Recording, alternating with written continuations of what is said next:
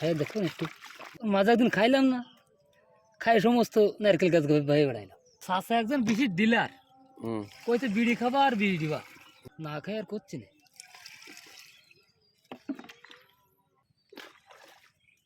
ছোটকাল থাকতে বিষের কারবার করতে করতে এই হয়েছি আমি। এখন আর আমার কিচ্ছু হয় না, বিষ খালি দেখা যে খাচ্ছি, কিচ্ছু হয়